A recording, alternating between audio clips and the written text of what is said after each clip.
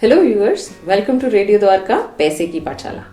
पैसे कमाने के बारे में हम सब सोचते हैं। हम अर्निंग के लिए वेरियस सोर्सेज ढूंढते रहते हैं, बट क्या हम कभी ये सोचते हैं कि हम भी कभी रिटायर होंगे और उस रिटायरमेंट के बारे में हमने कभी प्लानिंग करने की सोची है? आज का हमारा एपिसोड उसी चीज पे डेडिकेटेड है।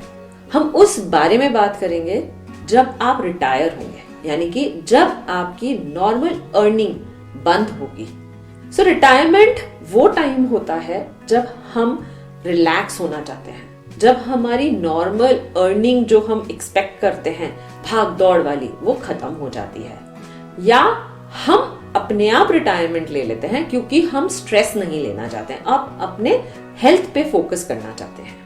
आज हम उन पॉइंट्स के बारे में बात करते हैं जिससे आप अपनी रिटायरमेंट प्लानिंग शुरू कर सकते हैं। सबसे पहले हमें यह डिसाइड करना चाहिए कि हम किस एज पे रिटायर होना चाहते हैं। क्या आप 50 की एज पे रिटायर होना चाहते हैं, 55 पे रिटायर होना चाहते हैं, या 60 पे रिटायर होना चाहते हैं? और ये इंपॉर्टेंट क्यों है?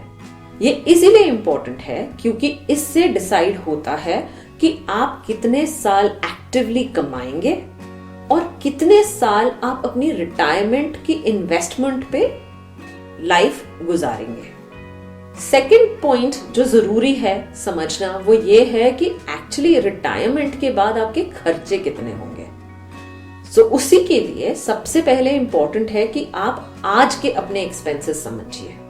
आपके मंथली एक्सपेंसेस कितने होते हैं? आप जब कैलकुलेट करते हैं आपके monthly expenses, suppose at the age of 30 आप अपनी रिटायरमेंट प्लानिंग स्टार्ट करते हैं और आपके मंथली एक्सपेंसेस से 50,000 पर मंथ आते हैं, तो आपको ये समझना है कि एट द एज ऑफ 60 जब आप रिटायर होते हैं तो वो एक्सपेंसेस 50,000 नहीं रहेंगे, बिकॉज वो ग्रो करेंगे। नॉट ओनली बिकॉज कि आपकी नीड्स बढ़ेंगी, but also because of inflation.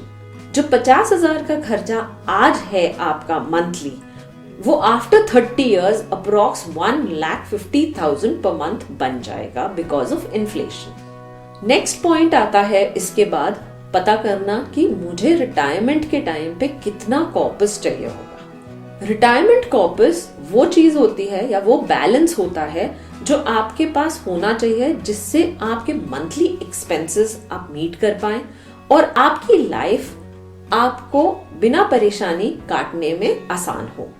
Retirement corpus calculate करने का थंब रूल होता है कि आपका corpus should be equal to 300 times of the future monthly expenses जो आप एक्सपेक्ट करते हैं। यानी कि जैसे हमने एग्जाम्पल लिया था, अगर आपके 60 साल के बाद आपके मंथली एक्सपेंसेस आते हैं 1.5 लाख रुपए, इसका मतलब आपका कॉर्पस होना चाहिए 4.5 करोड़। अब हमने कॉर्पस तो डिसाइड कर लिया।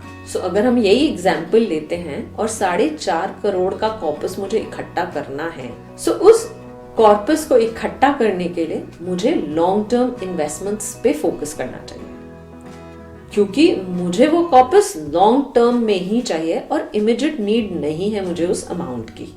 लॉन्ग टर्म इन्वेस्टमेंट्स करने के लिए आपके पास मल्टीपल ऑप्शंस हैं, जैसे कि आप म्यूचुअल फंड्स में इन्वेस्ट कर सकते हैं, एनपीएस में इन्वेस्ट कर सकते हैं, आप पीपीएफ में सेविंग्स कर सकते हैं, या आप इक्विटी में भी इन्वेस्ट कर सकते हैं। ये थे आपके पॉइंट्स जिससे आप रिटायरमेंट के लिए रेडी हो जाएं। बट एक और इम्पोर्टेंट एस्पेक्ट है कि हमने इन्वेस्टमेंट तो कर ली, हमने एक कॉर्पस भी बना लिया, बट हमारी रिटायरमेंट के बाद वो मनी हमारे पास कैसे आएगा? उसके लिए आपको समझना है कि आपके पास अगेन मल्टीपल ऑप्शंस है। एक है कि आप अपने म्यूचुअल फंड इन्वेस्टमेंट से ही एक SWP कर सकते हैं, यानी कि सिस्टमैटिक विड्रॉल प्लान, जिससे आप जो आपका अमाउंट है उसे डिसाइड कर सकते हैं एंड उतने का withdrawal on a regular basis, monthly हो या क्वार्टरली हो, उस हिसाब से कर सकते हैं। दूसरा ऑप्शन है कि आप सीनियर सिटीजन सेविंग स्कीम्स में इन्वेस्ट कर सकते हैं। रिटायरमेंट प्लानिंग करते हुए आप अपनी रिस्क प्रोटेक्शन को ना भूलें, यानी कि आप अपने इमरजेंसी फंड को मेंटेन करके चलें और अपने इंश्योरेंसेस को इंटैक्ट रखें, चाहे वो हेल्थ इंश्योरेंस हो या अपने डिपेंडेंट्स का इंश्योरेंस हो। सो ये थे magic mantras for your retirement planning. I am sure आप सब अग्री करेंगे कि ये रिटायरमेंट प्लानिंग का मतलब पैसे जोड़ना नहीं होता, बट अपनी सेल्फ रिस्पेक्ट, डिग्निटी और स्टेटस को मेंटेन करने की एक प्लान्ड अप्रोच होती है। सो इसीलिए जब आप पैसा कमा रहे होते हैं तो अपने रिटायरमेंट के बारे में भी सोच के चलें और अपने रिटायरमेंट प्लानिंग पे भी फोकस बनाए रखें। सो आई एम श्योर इसके बाद आप डेफिनेटली अपनी इन्वेस्टमेंट्स को रिव्यू करेंगे और देखेंगे कि आप रिटायरमेंट के लिए तैयार हैं या नहीं। ऐसे ही प्रोग्राम्स के लिए जुड़े रहे रेडियो द्वारका के साथ और हमारी सीरीज पैसे की पाठशाला के साथ। Thank you.